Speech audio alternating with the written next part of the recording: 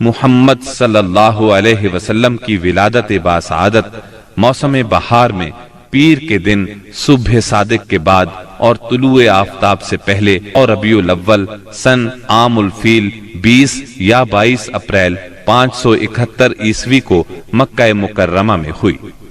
پیر کا دن آپ کی مبارک زندگی میں بڑی اہمیت کا حامل ہے۔ سیدنا ابن عباس رضی اللہ عنہ فرماتے ہیں کہ آپ پیر کو پیدا ہوئے، پیر کے دن آپ کو نبوت سے سرفراز فرمایا گیا، سوموار ہی کو مکے سے مدینے کی طرف ہجرت کے لیے نکلے، سوموار ہی کو آپ مدینہ منورہ تشریف لائے اور آپ نے پیر ہی کے دن اس دار فانی کو خیر باد کہا۔ آپ کے پیدا ہوتے ہی آپ کے دادا عبد المطلب آپ کو گود میں اٹھا کر خانہ کعبہ میں لے گئے، آپ کے لیے دعا کی اور محمد نام رکھا۔ پوتے کی پیدائش کی خوشی میں 7ویں دن اپنے قبیلے کی دعوت کی۔ لوگوں نے آپ کے دادا سے پوچھا، آپ نے نومولود کا نام دوسرے لوگوں کے ناموں جیسا کیوں نہیں رکھا؟ انہوں نے جواب دیا، میں چاہتا ہوں میرے پوتے پر اس نام کا اثر پڑے اور میرا پوتا تعریف و توصیف حاصل کرے۔ آپ کی والدہ سیدہ آمنہ نے آپ کا نام احمد رکھا۔ انجیل میں بطور پیشگوئی آپ کے 2 نام آئے ہیں، فارقلید اور منہمنا۔ قرآن مجید کی سورہ انبیاء آیت 107 میں اللہ تعالیٰ نے آپ کو رحمت للعالمین کہا ہے، یعنی ہم نے آپ کو تمام جہانوں کے لیے رحمت بنا کر بھیجا ہے۔ آپ کی والدہ کا نام سیدہ آمنہ تھا۔ سیدہ آمنہ کے والد وہب بن عبد مناف بن زہرہ بن کلاب تھے۔ آپ اسماعیل علیہ السلام کی اولاد میں سے ہیں۔ ہاشم آپ کے پردادا تھے۔ بہت دولت مند ہونے کے ساتھ ساتھ سخاوت، مروت اور احسان میں بھی بے مثال تھے۔ ہاشم کہلانے کی وجہ یہ تھی کہ ان کے عہد میں ایک مرتبہ مکہ مکرمہ میں قحط پڑ گیا۔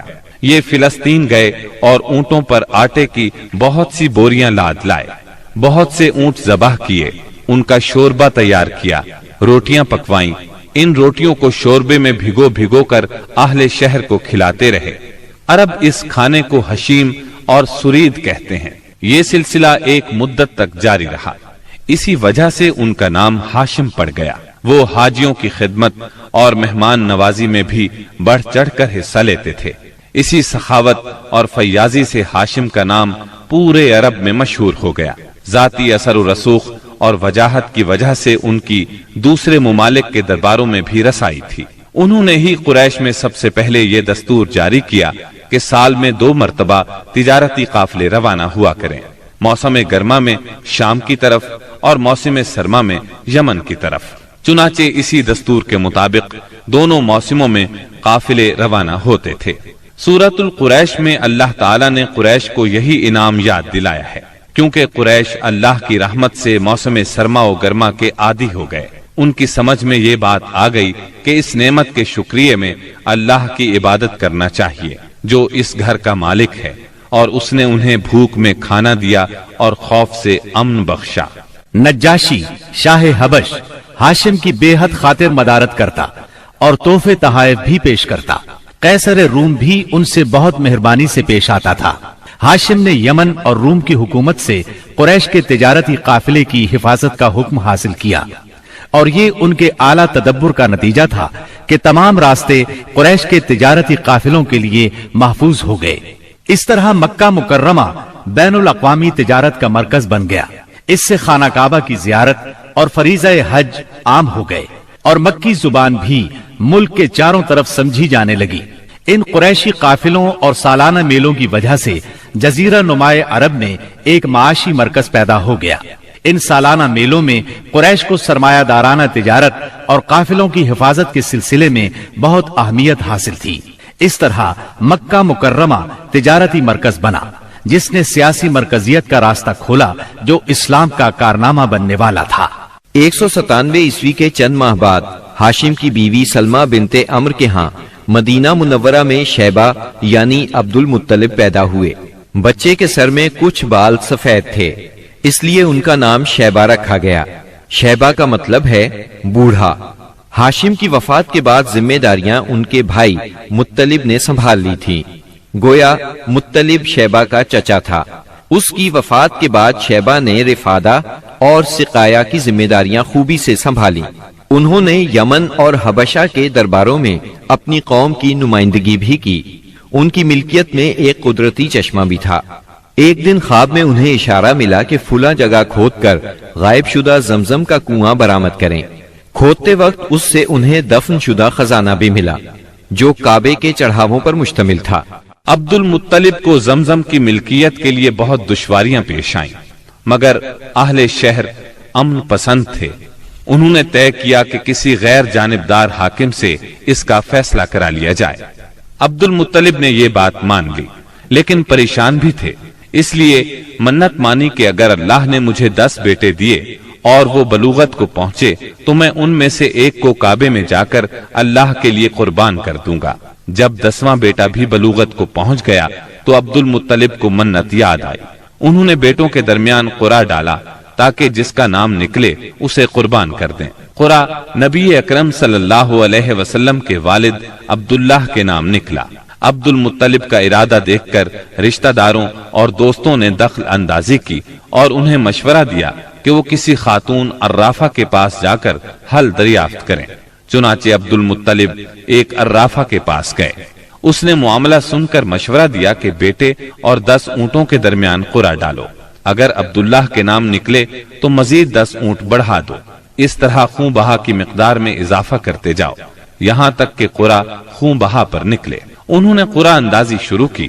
قرعہ ہر بار عبداللہ کے نام نکلتا رہا۔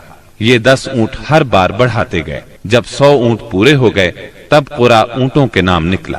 عبد المطلب نے 3 بار ایسا کیا تاکہ اطمینان ہو جائے۔ ہر بار 100 اونٹوں ہی کا قرعہ نکلا۔ اب انہیں اطمینان ہو گیا کہ یہی اللہ کو منظور ہے۔ واقعہ فیل کے 50-55 دن بعد عبد المطلب کعبے کا طواف کر رہے تھے کہ انہیں پوتے کی ولادت کی خوشخبری ملی۔ 75 سالہ دادا بہت خوش ہوئے۔ نبی کریم صلی اللہ علیہ وسلم ان کے پیارے فرزند جناب عبداللہ کی یادگار تھے، جن کی زندگی 100 اونٹوں کی قربانی دے کر بچائی گئی تھی، لیکن پھر اچانک وہ فوت ہو گئے۔ ان کی وفات سے بوڑھے باپ کو جو صدمہ پہنچا تھا، پوتے کی ولادت سے ایک حد تک وہ کم ہو گیا۔ عبداللہ کی والدہ یعنی نبی صلی اللہ علیہ وسلم کی دادی کا نام فاطمہ بنت عمر تھا۔ عبداللہ کے 2 سگے بھائی زبیر اور ابو طالب تھے۔ بی بی آمنہ سے نکاح کے بعد عبداللہ نے رواج کے مطابق 3 دن تک سسرال میں قیام کیا۔ اس کے بعد تجارت کی غرض سے شام چلے گئے۔ واپسی پر یثرب یعنی مدینہ منورہ میں ٹھہرے تاکہ اپنے والد کے حکم کے مطابق کھجوروں کا سودا کریں۔ مدینہ منورہ ہی میں قیام کے دوران وہ بیمار ہو گئے۔